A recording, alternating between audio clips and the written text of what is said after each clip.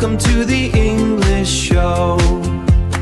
Welcome to the English show. Have you ever had one small thing to do, but somehow found 20 other things to do instead? You check your phone, make coffee, clean something that wasn't even dirty, and then say, I'll do it tomorrow. And somehow, tomorrow becomes next week. Exactly. So today we're talking about procrastination and why our brains are so good at helping us avoid the things we actually need to do. Hey everyone, welcome back to the English show. I'm Emma, one of your hosts, and we're really happy you're spending some of your time with us today. And I'm Alex, your other host, and if you're listening while you're supposed to be doing something important, We won't judge you. but maybe finish that important thing after this episode, Today we're talking about procrastination. which basically means delaying something you need to do even though you know you should do it. And this isn't just about studying or working. It can be cleaning your room, answering an email, exercising, making an important phone call. Or finally organizing those 4,000 photos on your phone. Why did you attack me personally? Because you have 4,000 photos. That's called preserving memories. That's called procrastinating on deleting photos. Fair enough. But here's the interesting part. Procrastination isn't always about being lazy. Right. Sometimes you actually want to do the thing. You know it's important. You even have enough time. And still, You don't start. exactly. I've done this with work. I'll have something that takes maybe 20 minutes. And how long do you spend avoiding it? That's not important. Alex, Fine. Sometimes an hour. for a 20-minute task? Yes. What do you do during that hour? I check messages, Of course, make coffee, naturally. check the messages again. Why?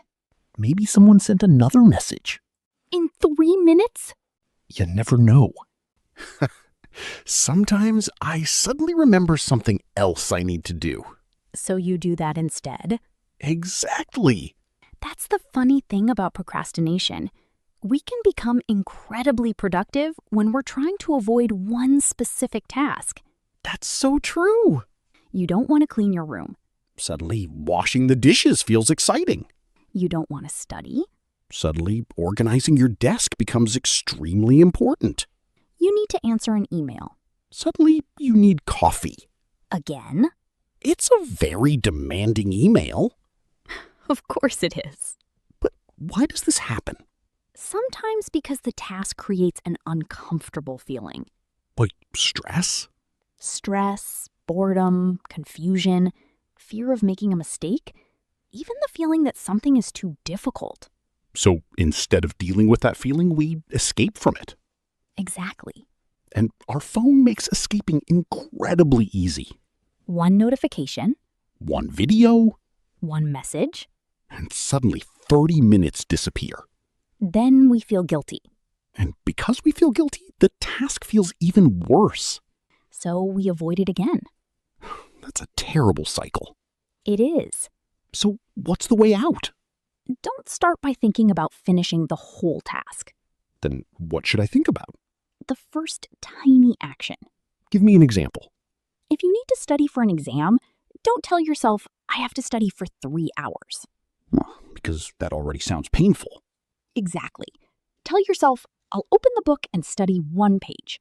Just one page? Yes, And after that? you can decide what to do next. So the goal isn't to finish. The first goal is to start, That's actually powerful. because starting removes some of the fear around the task. And once you start, continuing can become easier. Exactly. So maybe we spend too much time asking, how am I going to finish this? When we should first ask, what is the smallest thing I can do right now? I like that. Good. I'm going to use it tomorrow. Tomorrow? Okay. Today. You know what I think is interesting? Sometimes we don't avoid the task because it's difficult. We avoid it because we don't want to feel uncomfortable. Exactly. Your brain sees the task and thinks, I don't want to deal with that right now. So it offers you something easier. Your phone, Food? a video, Or suddenly, cleaning the kitchen. Why does cleaning become attractive when I have important work to do? Because your brain knows that cleaning is easier than doing the difficult thing. So procrastination can feel good for a few minutes. Yes, you avoid the uncomfortable task and immediately you feel a little relief. But the task doesn't disappear. Exactly. It just waits for you. And sometimes it gets bigger while you're waiting. That's true. If I have to reply to one email, it's one email. But if you wait 3 days, Now I'm thinking about why I haven't replied for 3 days. and now you're stressed about the email and the delay. So I created a second problem. Exactly. The original task, Plus the stress of avoiding it. that's painful. But there's something else we do. What? We make a task sound much bigger than it really is. Oh, definitely. We say, I need to completely change my life. When we actually need to exercise for 20 minutes. Or, I need to learn everything about this subject. When we could simply study one chapter. Exactly. We turn one step into a mountain. And then we wonder why we don't want to climb it. So what should we do? Break it down. Meaning? Take a large task and divide it into smaller, clear actions. Give me a real example. Imagine you want to start exercising. Okay, Don't say, I need to become fit. that's a huge goal. Instead, say, I'll walk for 15 minutes today. That's much easier. Exactly. And if I keep doing that, 15 minutes becomes a habit. then maybe 20 minutes. Exactly. So small actions can become bigger results? Yes. But there's another problem. What's that? Sometimes I know exactly what I need to do, but I still don't do it. Then maybe you need a deadline. I have deadlines. Real deadlines? Emotional deadlines. What is an emotional deadline? I'll do it when I start feeling guilty. That's not a deadline. It works. It creates panic. Also true. A real deadline gives you a specific time to act. So instead of saying, I'll exercise later, I say, I'll exercise at 7. Exactly. Instead of, I'll study tonight, I say, I'll study from 7 to 7:30. Much better. Because later has no real meaning. That's the problem with later. Later can mean 5 minutes, 5 hours? tomorrow, Next Monday? or next year. Exactly. So maybe we should stop saying, I'll do it later. And start saying exactly when we'll do it. That's simple. And practical. I can actually use that. Good. But what about motivation? What about it? What if I really don't feel like doing the task? Then don't wait for motivation. Just start, Start small. even for 5 minutes. Yes. And after 5 minutes, if I still don't want to continue, At least you've started.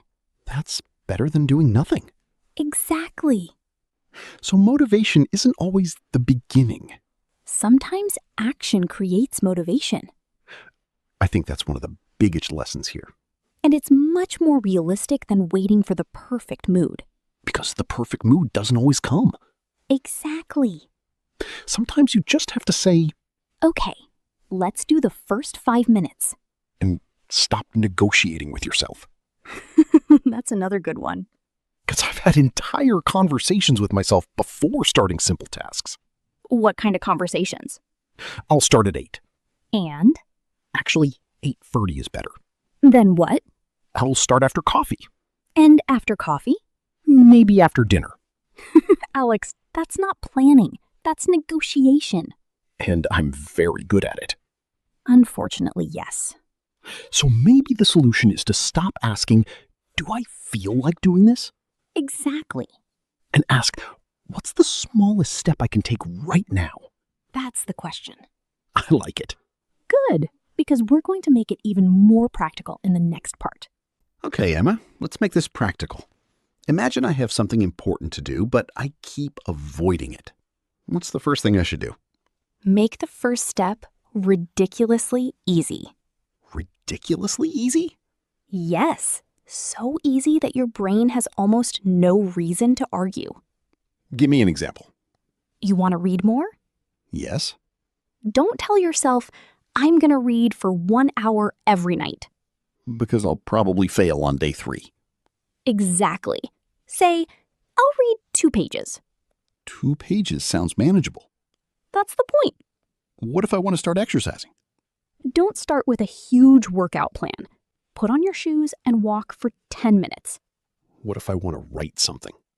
Open the document and write the first sentence. What if I need to clean my room? Pick up 5 things. 5? 5, And then I can stop? if you want to. That's interesting. Because once you start, you may naturally continue. So we're not trying to force ourselves to finish. We're trying to remove the resistance to starting. I like that word. Resistance. It describes that feeling when you know you should do something, but part of you keeps pushing against it. Like my brain is saying, no thank you. Exactly. And then I need to make starting easier than avoiding. Yes. That's actually clever. Here's another trick. Prepare things in advance. How does that help? Let's say you want to exercise in the morning. Okay. Put your exercise clothes next to your bed before you sleep. So I don't have to decide what to wear. Exactly. And if I want to study? Put your book and notebook on your desk. If I want to write? So I'm removing little decisions. Yes. Because sometimes the task isn't hard. Starting has too many little steps. Exactly. That's surprisingly true. And there's one more thing. Distractions. My favorite topic. Unfortunately. So what should I do with my phone? Don't depend completely on willpower. Why? Because your phone is designed to get your attention. So it's not a fair fight. Not really. Then I should put it somewhere else. Yes. If you're studying, put it in another room or somewhere you can't easily reach it. And if I need it for work? Turn off unnecessary notifications. That sounds simple. Simple changes can make a big difference. And I think there's another important word here. Distraction. Definitely. A distraction is something that takes your attention away from what you're supposed to be doing. Exactly. So if I'm writing an important email and suddenly start watching videos, the videos are a distraction. Perfect example. And my phone is probably my biggest distraction. You're finally admitting it. I have accepted the truth. Good. But what if the task itself is boring? Then make it more interesting. How? Listen to music while cleaning. Study with a friend. Give yourself a small reward after finishing a section. So I don't have to make every task enjoyable. No, but you can make difficult tasks easier to tolerate. That's realistic. And don't try to completely change your life in one day. That's another mistake people make. They get excited, create a huge plan, follow it for 2 days. And then disappear. Exactly. Maybe consistency is more important than intensity? That's a very useful idea. Doing something small regularly can be better than doing something huge once.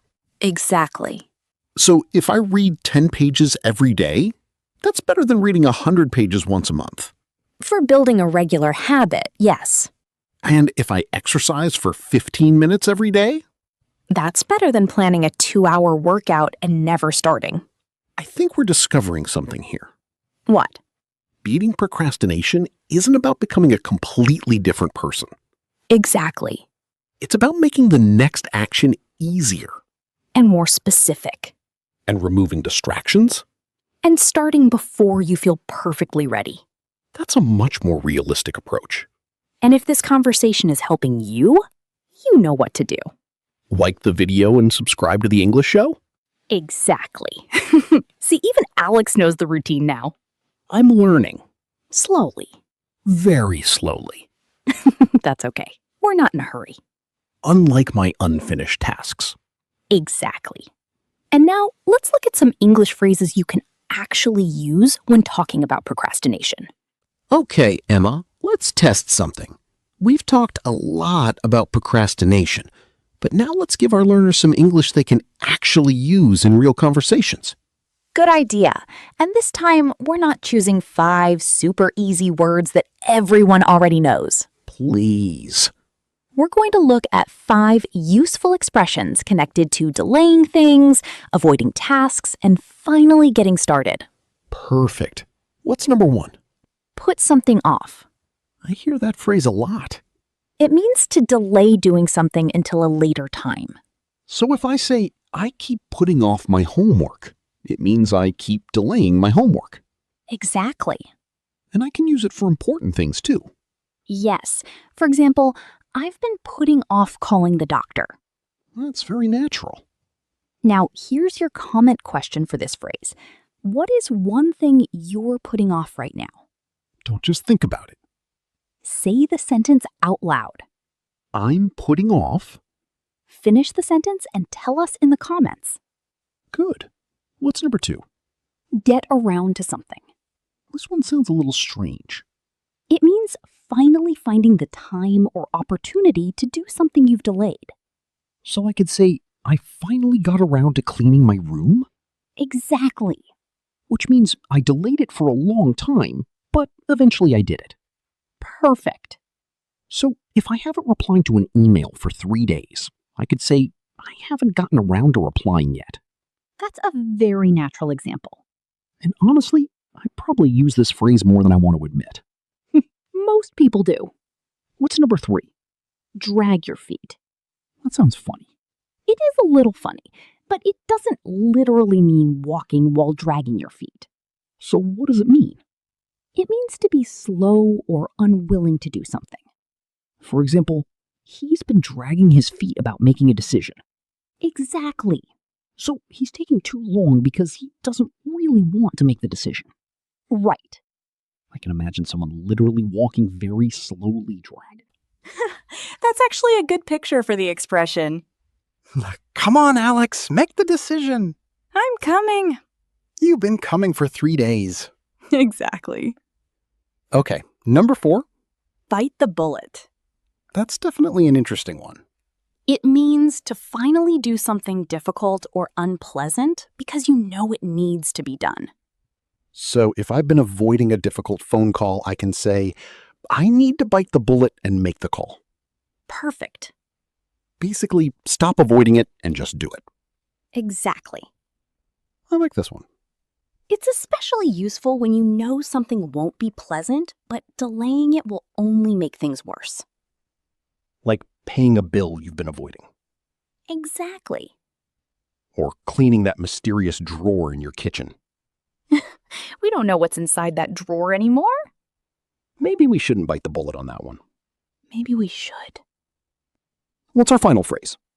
Get the ball rolling. I know this one, but I really like it. It means to start something, especially a process or activity. So instead of waiting for the perfect moment, I can take the first step and get the ball rolling. Exactly. For example, let's have a quick meeting to get the ball rolling. Perfect. Or I'll write the first paragraph and get the ball rolling on the project. Exactly. So these 5 expressions give us a pretty useful anti-procrastination vocabulary set. Yes. Let's quickly review them. Put something off. Delay something. Get around to something. Finally find time to do it. Drag your feet. Be slow or unwilling to act. Bite the bullet. Finally do something difficult or unpleasant. And get the ball rolling. Start something. Now, don't just memorize these, Use them. especially in your comments. Tell us one thing you've been putting off. And try to use one of today's expressions in your answer. That way, you're not just watching an English lesson. You're actually practicing English. And that's where real improvement happens. Okay, Emma, we've talked about why we procrastinate, how to make starting easier, and we've learned some useful expressions. But now it's your turn.